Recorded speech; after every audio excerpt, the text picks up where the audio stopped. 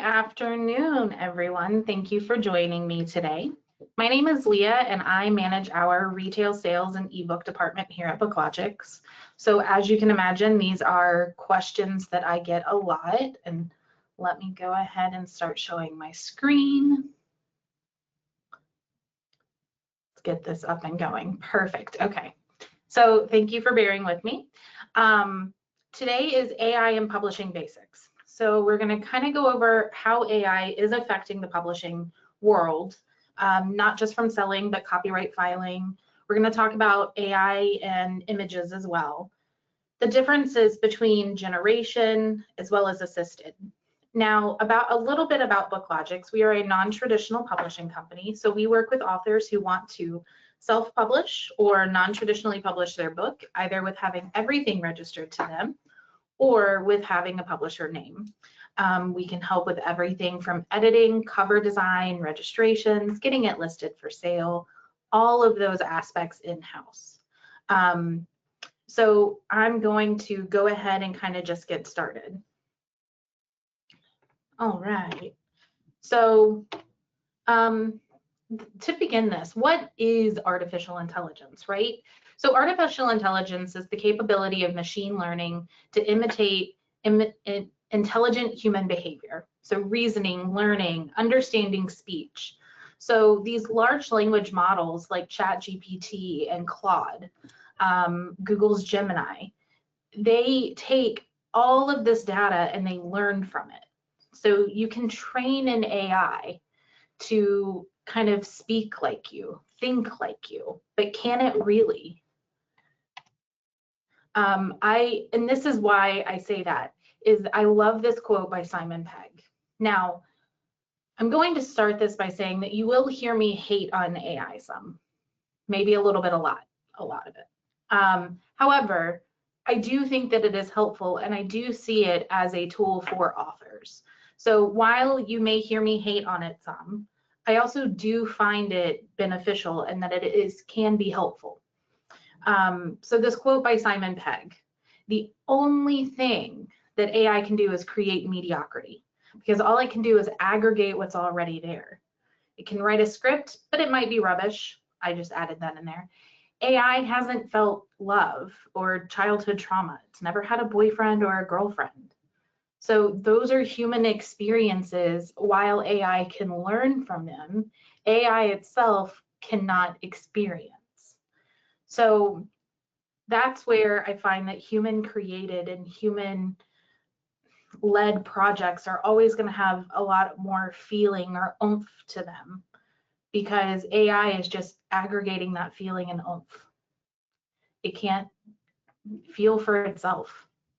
And ultimately, as authors and creators, you guys are creating worlds that make you feel good, that you want to put out into the world to make others feel good, or feel fear if you're writing a horror novel, or romance, feel love, feel passion.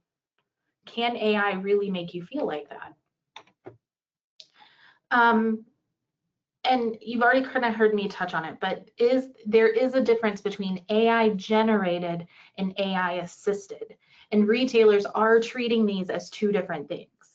So when we talk about AI generated, you basically create nothing. You type a prompt into the AI generator, let's say ChatGPT, and it creates for you. It could be words or images, it can be anything, but you really are not creating anything. You may have created the original prompt, so a handful of words, and it pops up for you. So what you're going to see on this slide is I used Google Gemini. And one of the things I said to Google Gemini, I said, what does it look like when AI creates a book? And I also, through this, will show you some of the things that we see and look for when we are talking about AI. One of the questions that you may ask yourself is, great, so I used AI to create the image, but what if I make edits? I mean, you can still make significant edits, but ultimately what was generated is just based on your prompt. The same prompt of what would it look like if AI created a book, generated all 3 of those images. So I'm going to go back a slide for a second. So on this one, you see kind of the thumbs, right, or the fingers. Fingers aren't fully formed. Some things just look too perfect, while things just don't look great at all.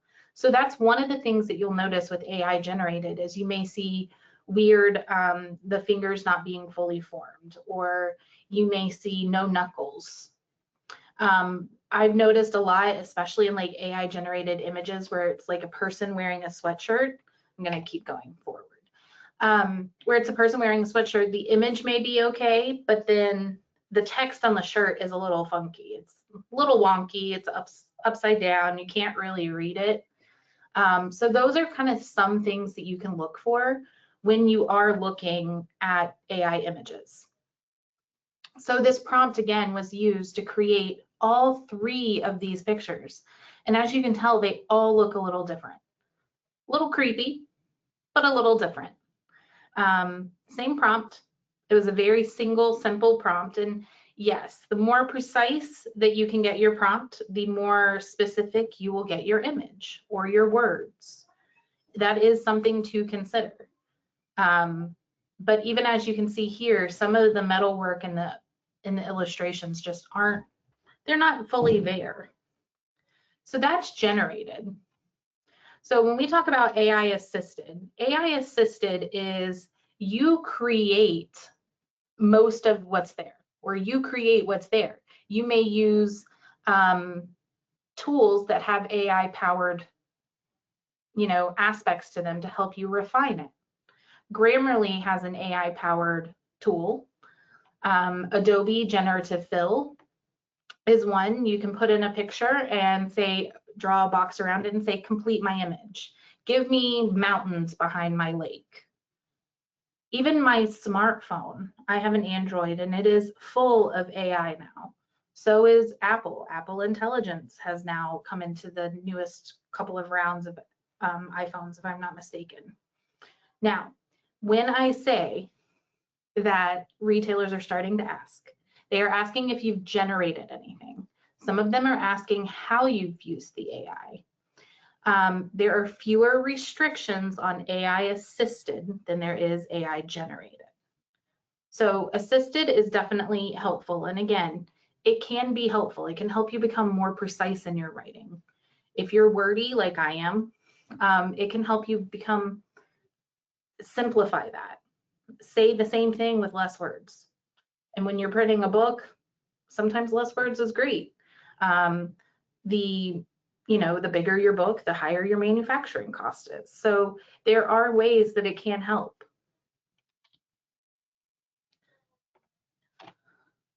Now, I want to ask, and while I keep going, as you come up with questions or as questions hit you, please feel free to use the questions box, and we will address all questions at the end. On this slide, there are 2 images. One was found on Raw Pixel, and the other one was created in-house by our designers. Do you think that you can see which one is AI generated and which one is not?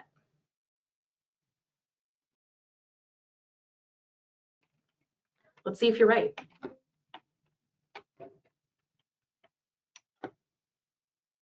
So this one was AI generated. And as you can tell, for me, it just looks too perfect.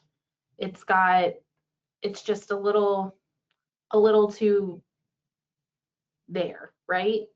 The other one was created from using multiple images that were put together. This one was just generated by AI.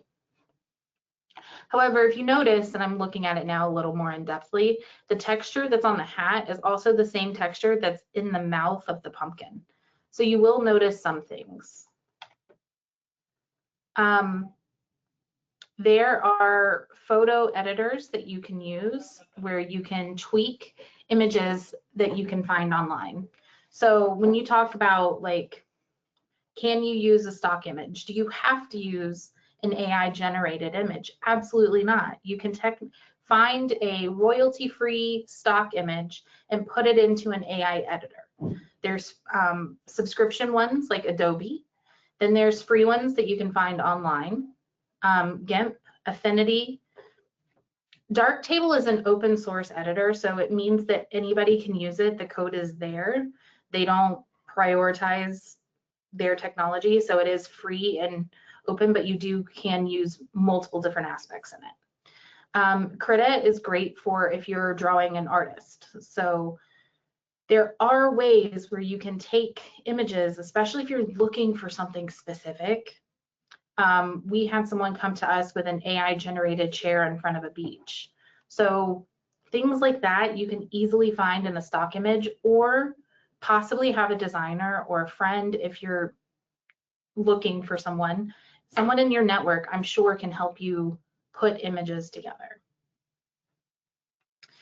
And that's the one thing too, is you want to utilize your network and who you have. And I like this question. What if you don't want to make your own image? What if you found the AI generated one, or you found one and you're like, this is what I want, but I don't want to use an AI generated one. There are options. Stock image sites, again, can be helpful. Raw Pixel, this is another one that's similar to the other images that were found on stock image sites. You've got iStock, Getty Images, Adobe Stock, Unsplash, Pixabay. There are a ton of stock image sites. When you get the rights to these, because you can buy different licenses for these for commercial use, some of them have royalty-free images as well. You can still put those through a photo editor to really get and tweak what look you're going for. And in this case, you're using material that's already there, just like AI does, but you're making it your own. And you're making it your own without the use of artificial intelligence. Now, again, if you use some of those AI-powered tools that are assisting you, that is still okay. It's when you are, again, just generating something, having no input into it whatsoever. And there are implications for using AI generated as well. I also find that an artist is helpful, graphic designer, and you can find, oh, sorry, I think that paused for a split second, guys. You can find local artists, maybe in your local writing groups. If it's not someone that you know, another author may, especially a children's book author, they may know at least one or two artists that can help. Upwork and Fiverr. Now, some of these sites you do want to be careful, or not really careful, but you want to make sure you understand the terms and conditions and what you're getting with each artist. On Fiverr has a set of terms and conditions that basically says that you own everything that they create. However, the artists themselves can create their own terms. So you want to make sure that you are purchasing, if you end up purchasing art or an image, that you can use it for a commercial product. That is the biggest thing, because if you buy something that you can't use commercially, when you create a book to sell, that's a commercial product. You are now making money off of it. So make sure you are reading terms, conditions, and make sure you're purchasing the right license when you're doing that. Your personal network. This is where your social media can come into play. And sometimes it's not who you know, it's who your friends know. You have no idea who is in your friend's network. You don't know if your friend is friends with Matthew McConaughey, or friends with the artist that now does illustrations for Disney. So utilizing your network is always key. And again, it's maybe not who you know, but who do they know? And they may go, wait, I know someone who can help you. So you'd be surprised at what you can find. Putting out a call to action. Hey, I'm looking for an artist to help me do this. You can find them anywhere. Even, oh, sorry guys. Even your forums online.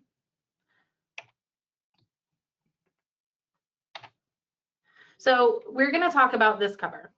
So this cover was brought to us, and they hired a company to do it for them. And we started to look at it, and we noticed a few things. So we called the author and said, hey, we have concerns and we have issues. And I'm going to help point out some of our concerns and see if you notice them as well. So part of our concerns with this one is that they said that the company said he watched the illustrator create the cover. And I was like, okay, sure.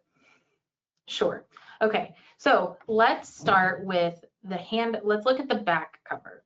So this back cover hand, the one that's got the staff that's folding into the wall, if you notice, the hand has about 1, 2, 3, 6 fingers. So it's got 6 fingers on that hand. The girl in the red dress also has multiple, like, she's also kind of like, her hand isn't fully formed. The fingernail of the girl in the purple dress, her finger, one of them kind of comes to a point. Another one kind of looks like a bulb. You've got on the front cover,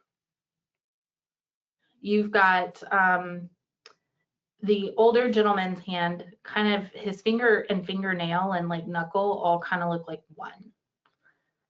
The ears sticking out, while that could be forgivable with everything else, it kind of just looks a little odd. So what this author did once he realized that, oh no, this looks a little weird, he went and hired an illustrator. And he had an illustrator redraw his cover. And as you can tell, it looks much more for A, what his vision was, and B, it eliminates some of those concerns that we saw in the first cover. Now we've got a fully formed hand. We have exact number of fingers. Our fingers look like they're in proper positions for the poses that the ladies are in, as well as, again, we've got the right number of fingers. So you have less, when you have human eyes and human attention, you're going to see those details that you may not get with AI. So, and this brings us kind of to another question, right? Can you copyright your AI created book? Yes and no. Copyright covers originally created material. Now, originally human created material. You are going to be asked some of the following when you file for your copyrights. Do you have ownership rights over the created material? And when you use AI, can you truly say that you have ownership rights? Do you know where that source information is coming from? Is that source information covered by copyright law? Is it public domain? Is it free to use? So unfortunately, you can't really say that you own those rights because you don't know where the source material came from. Some people have gotten their material through copyright by using AI, but they were able to prove, and this is going to take a lot of back and forth, and you're going to have to keep records, show what you use, show how your input to the AI generator only could be generated by your input and nothing else. So you have to demonstrate and explain that your original input created original output. That is extremely difficult to prove. It's extremely difficult to prove that what you put in is only something that you could have put in, so that only something that it could have generated just for you. And again, it goes back to, can you prove that the source material or where your material was kind of scrubbed from doesn't infringe upon anybody else's rights? That one is, again, harder to answer because you don't know for sure, which is why there have been some recent cases of copyright. So Fowler and Perlmutter, Thaler, Dr. Thaler, created an AI generated a generation machine. And then he used that machine to create art. Well, he went to file copyright on that art. And I'll show you what that art looks like on my next slide. He used AI, his machine, to create the art. But then when he went to file for copyright, he said, I created it, that he's the owner, but the AI created it, right? So he owns the rights, but his machine is the one who generated it from his input. So the Copyright Office denied his copyright. Makes sense. What they ended up doing is it ended up going to the DC Circuit of Appeals. So it's a 3-panel judge. And that decision came through saying that anything created by AI, so anything that is AI generated, is automatically put into the public domain because a human did not create it. So AI is not covered by copyright law because a machine created it, not human. Now, there are differences in the Kadri versus Meta company and the Bartz versus Anthropic. So let's talk about Anthropic for a second. Anthropic created Claude. Claude is a large language model AI generator that can help you with words, text. It can also help you with images. So it can do a variety of things. What Anthropic was doing was 2 different things. They were using books that they purchased to train their AI. So the law says that that's okay. It is okay to use material covered by copyright law to train an AI model because the AI is kind of completely unique in its creation and in its form. Meta was doing the same thing. Meta was using books that it bought. It was using material that it obtained through legal means to train its AI. Well, Anthropic was doing another thing. And there are still parts of these that are still being debated. So I am going to say that too. But Anthropic was doing something else. Anthropic was going to websites, kind of like book pirating websites essentially, and downloading books and training those down, using those books to train their AI. So in that, they were told that that is a violation and they cannot do that.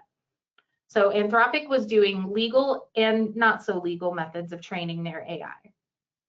Meta is using material that they obtained legally to train it. So using your material to train AI is now okay. However, they have to get it either by purchasing the book, public domain. But what's great about, and the reason why copyright law exists, is copyright law, again, covers original created material. The best material is covered under copyright law, right? It's not anything that anybody can just go and get. For example, like calendars, journals, all of those are hard to copyright because you can't say you're the first person to create a calendar.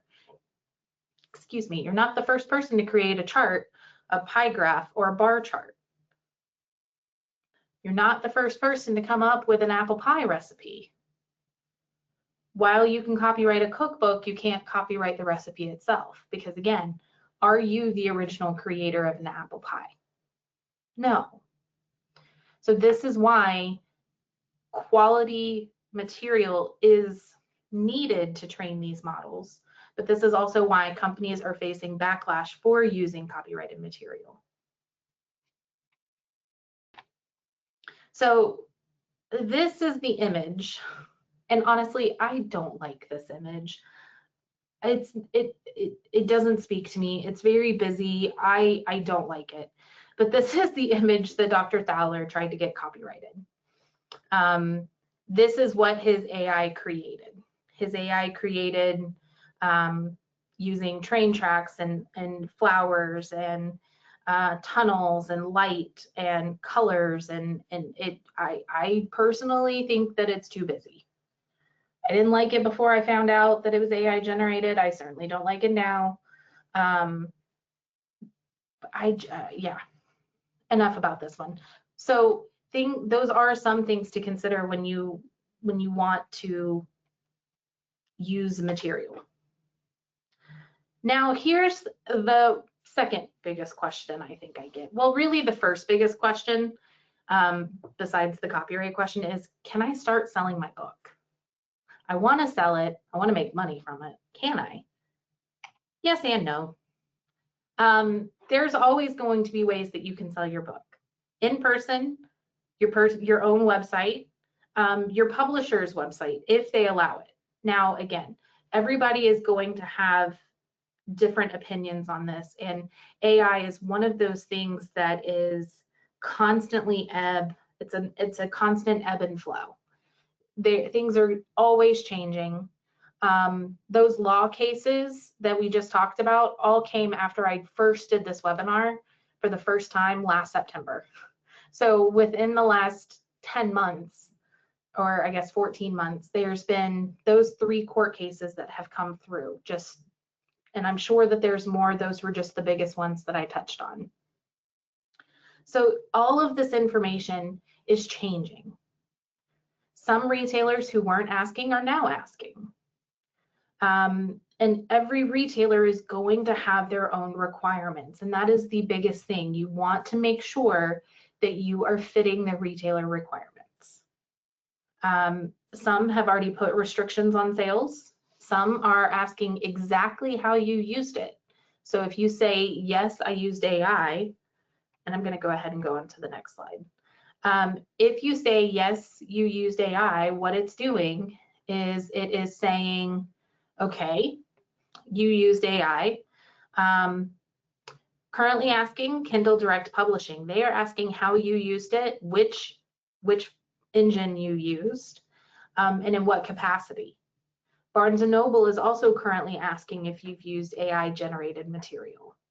Now, because AI-generated books can be created really quickly, Kindle Direct Publishing, while they haven't kicked off everything, you can't upload more than 20 titles in a day. If they are discovering that it is AI, completely AI, and an AI author, and no real information about the person, they are removing titles and closing accounts, basically. Ingram Spark is one company that has put a violation of their catalog integrity guidelines of AI created material.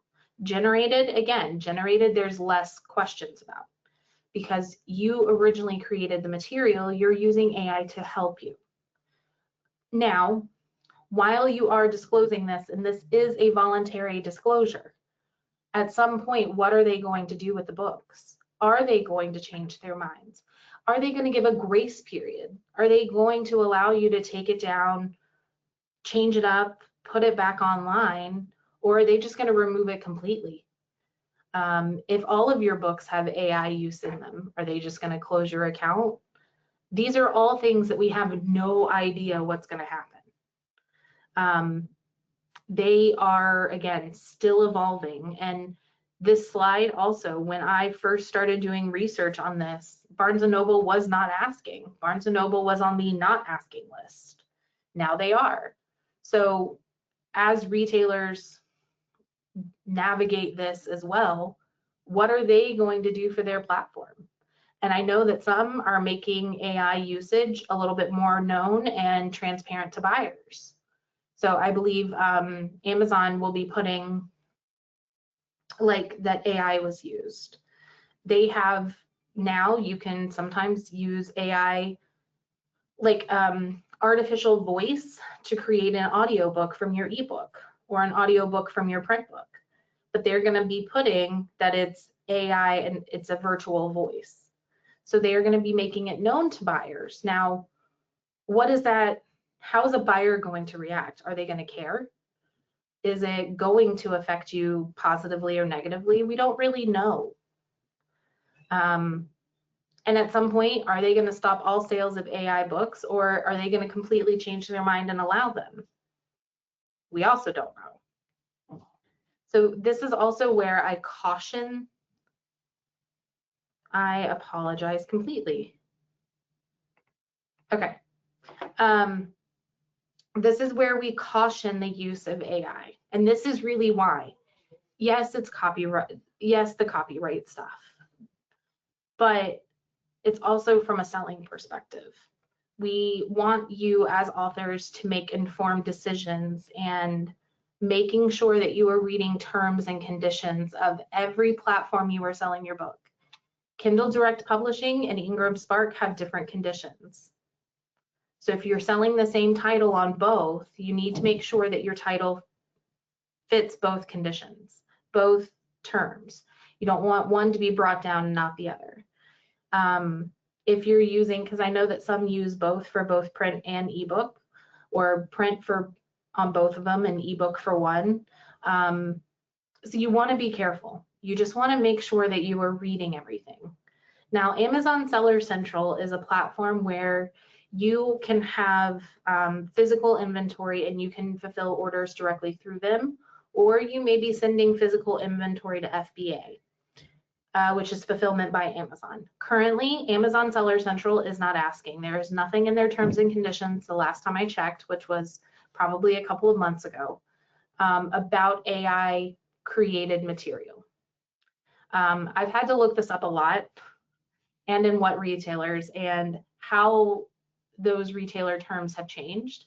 So this is something that is always evolving and changing, but know that we are always here if you have questions, but definitely look at the terms and conditions. You want to look at, is there any violations to using AI? And when I search the terms and conditions, I use AI, I use artificial intelligence, I use like generated. So these are all the key terms that I search to see what pops up. One of the things that can happen when you use AI is, for example, this cover was done by Tor Publishing. And this was, I would say, a couple of years ago. So AI's kind of been more embraced since this happened. However, when this cover came out, people realized that this image was AI generated. So the cover is the one that's in red. The AI generated image is on the right-hand side. You will see that they didn't really change much, really anything at all. They made the whole thing red.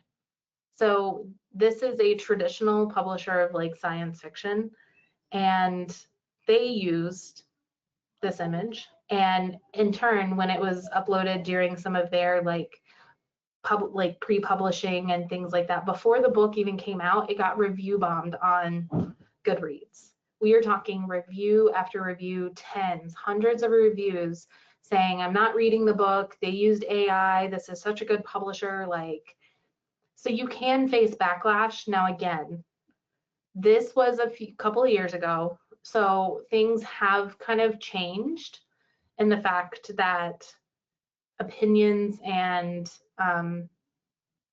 thoughts on it have shifted some, but it is something to consider. They could have completely changed this image. They could have taken the AI image as a inspiration and created their own. They could have tweaked it, changed, like done way more changes than what they did to it to make it their own. And they chose not to. AI authors are setting up Goodreads. They are also getting slammed and pulled down. It is leading to books being removed from sale. It is one of those things that you just don't want to be a part of. There is absolutely no reason. There are fantastic artists and illustrators in all price points and budgets. There are ways to create images like this. There are ways to create covers like this that are not AI generated.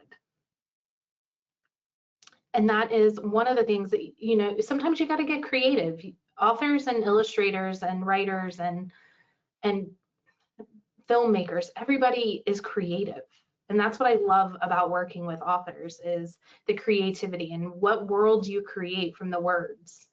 Most of us all speak the same language, but what do you create? How you create that is just fascinating to me.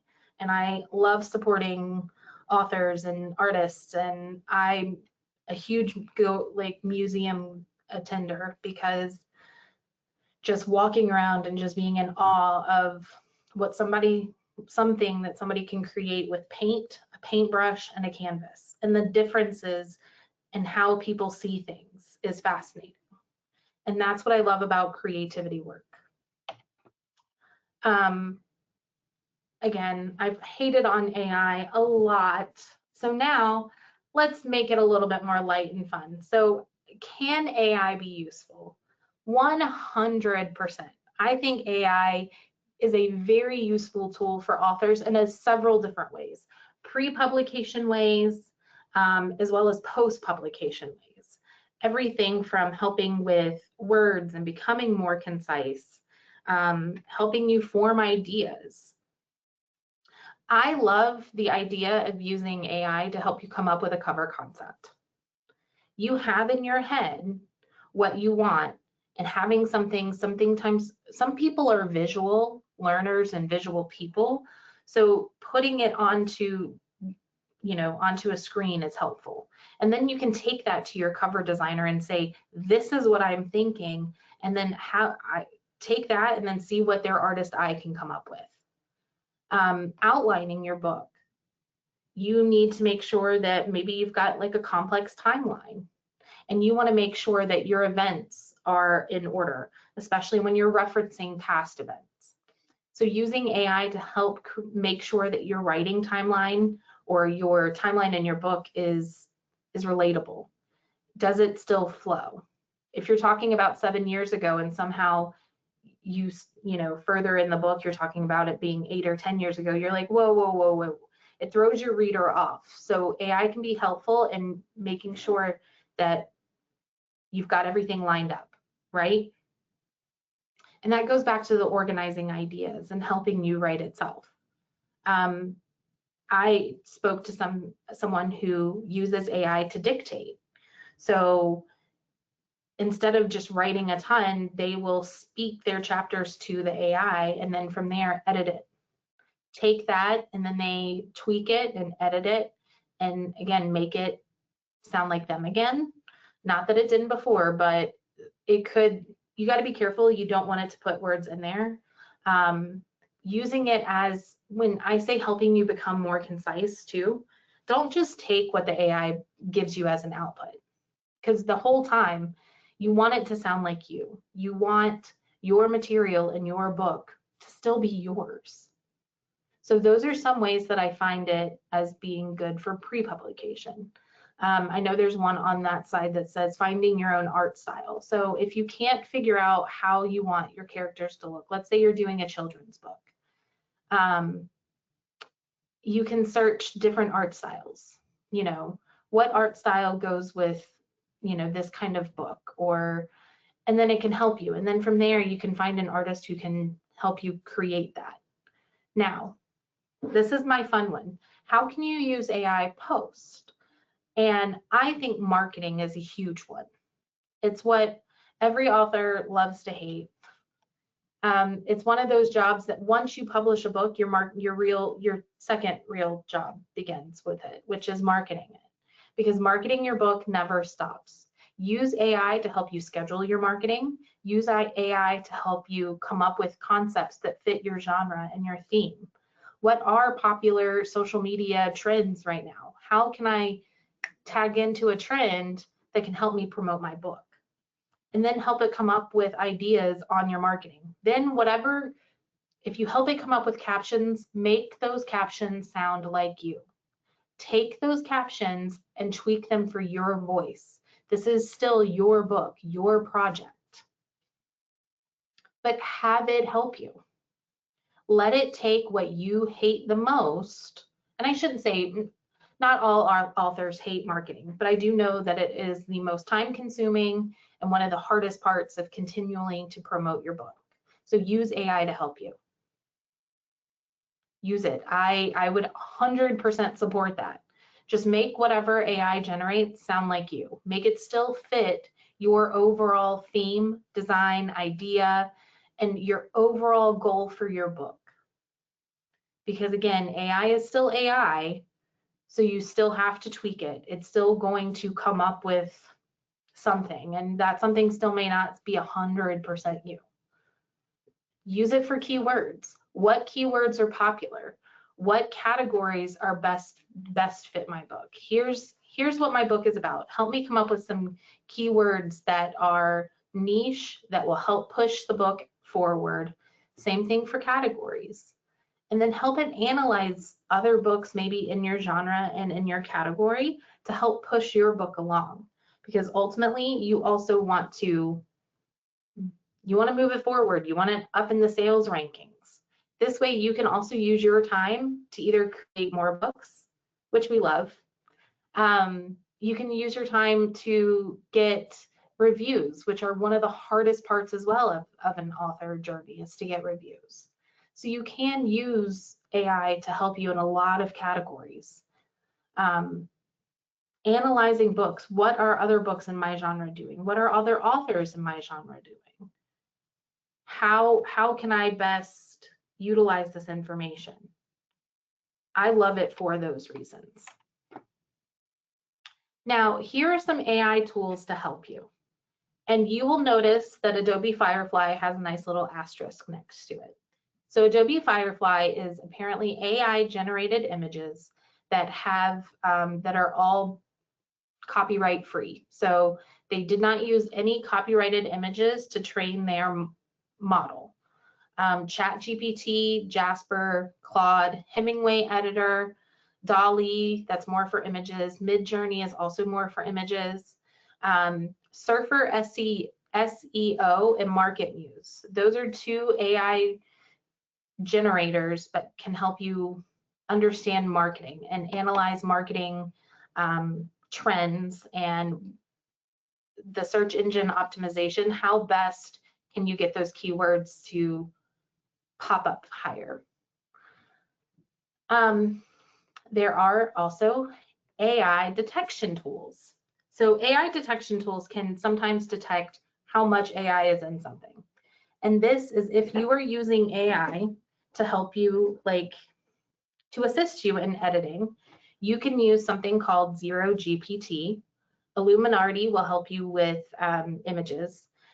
Now, Zero GPT and Chat GPT, there are differences between those. Chat GPT will just tell you if there's AI use. Zero GPT is really cool. It can tell you, you have to give it at least, I believe, 250 characters. And it will analyze whether or not how much is AI. So is there AI generated? How much AI? Is it human? I did this workshop in person. And so for my workshop in person, what I did was I wrote a paragraph based on a prompt that I put into ChatGPT. And I had ChatGPT write a paragraph as well. I would like to say that I am 100% human. So anytime that online box that says, "Are you human?" I get to proudly check yes. When it came to the ChatGPT and we pasted the text into there, that came back as 100% AI. So it does a pretty good job. I have seen some where I've analyzed some text and it came back like 50-50. I think one was like 45% human created and 55% AI created. So it does a very good job of telling you that.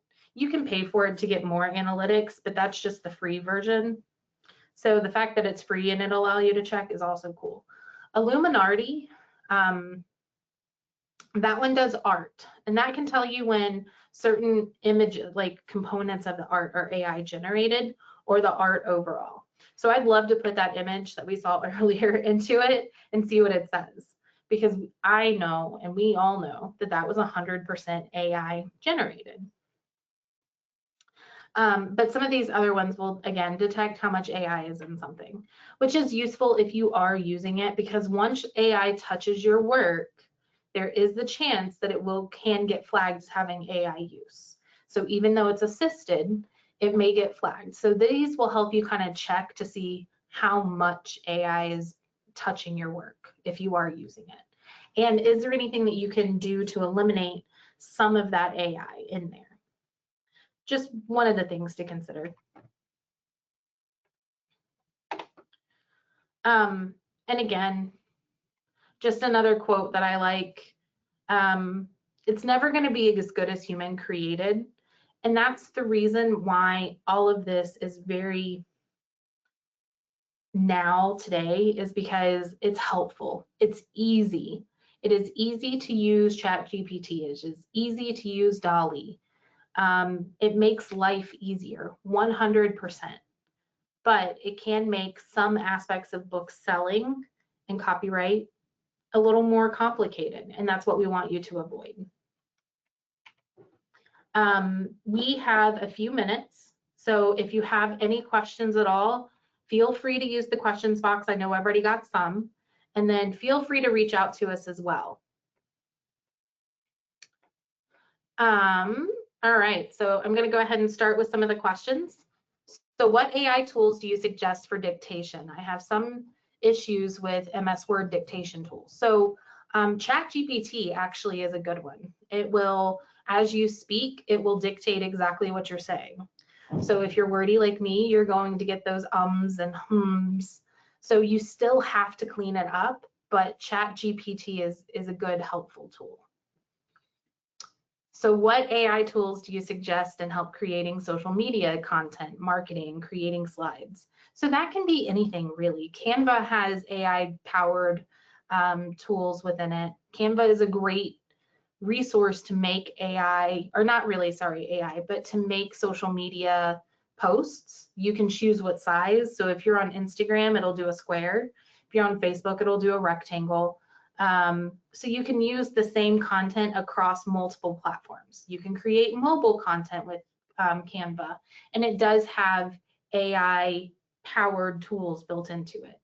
As far as like kind of copywriting for your posts, you can use, again, ChatGPT. Hey, I'm making a post about this for my book, and this is what my book is about. Help me come up with some captions or some words to be able to use. So that it can be useful. And again, whatever it generates, just make sure that it sounds like you, no matter what, because over time, what I'm also finding is that the continual use of AI, sometimes a lot of the art looks the same. And that's why I say find a style that looks like you. You can use it to say, I'm looking for a, old school Disney look. I've seen a lot of more of the 3D generated characters that are popular right now. I'm looking for silhouette style, or I'm looking for colored pencil drawings. So you can use it to help find a type of style that you want. But I would say, as far as creating things, Canva is always good, and there is some AI powered there. You can use language from ChatGPT to help you as well. So again, there are tools, they are available, but those are kind of what I would do. And you don't have to use AI, but you can. Canva has a lot of free options that are not necessarily AI powered. They have a lot of, not clip art, but a lot of design graphics that you can put together to make it yours. You can change the color, you can change the size and the shape and the layout. So they have a lot of capabilities that isn't necessarily AI.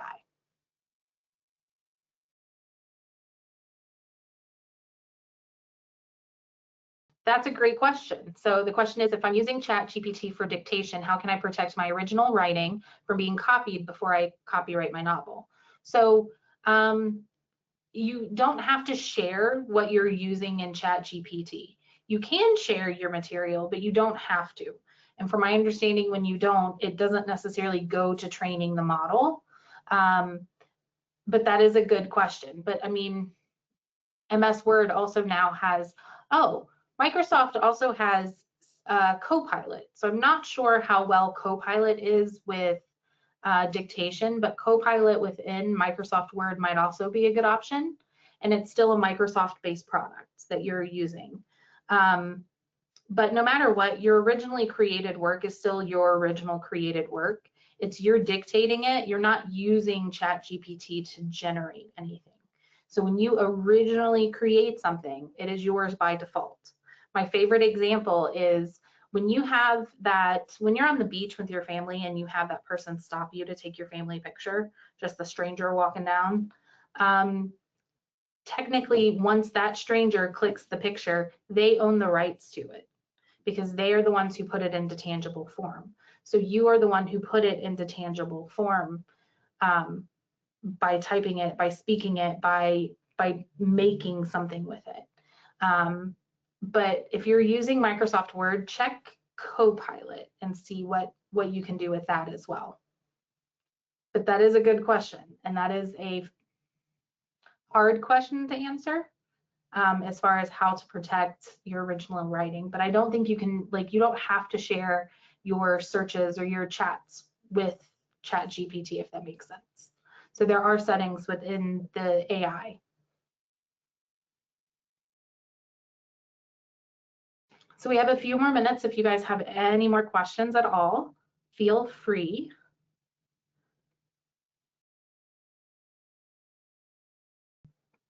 All right, how can I tell if AI app suggestion has been scrapped, and if so, am I held legally responsible with the AI app? It's a good question. So you can't really tell. AI makes suggestions based on what you're doing as well.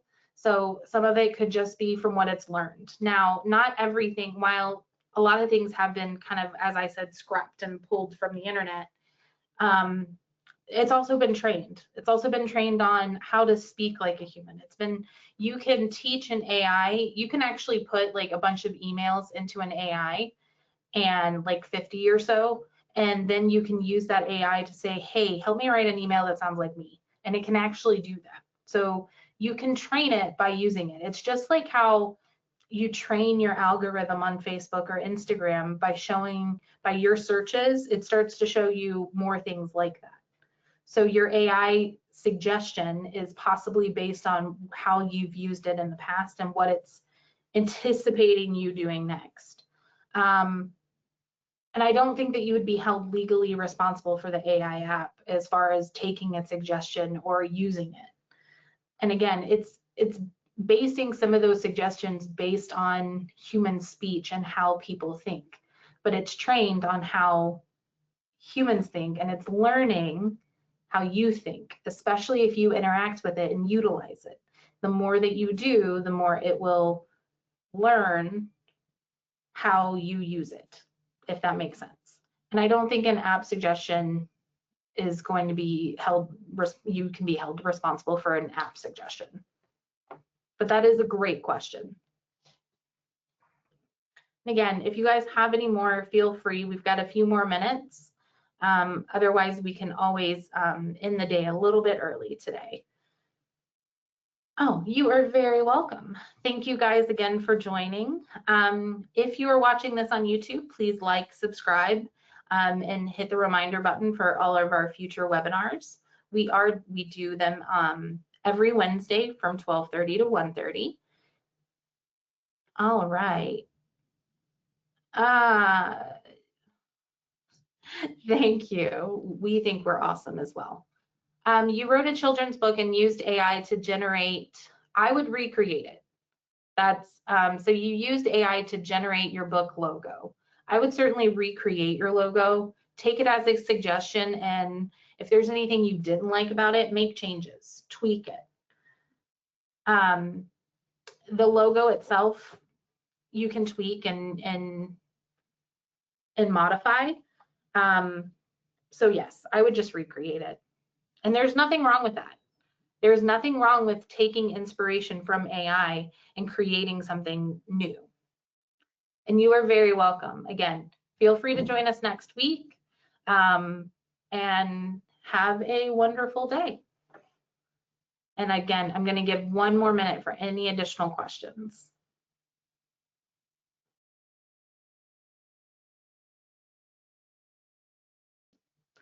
All right. Have a great day. And again, if you guys have anything, please feel free to reach out to us. Our information is on this slide right here. And have a wonderful day. Thanks for joining me today.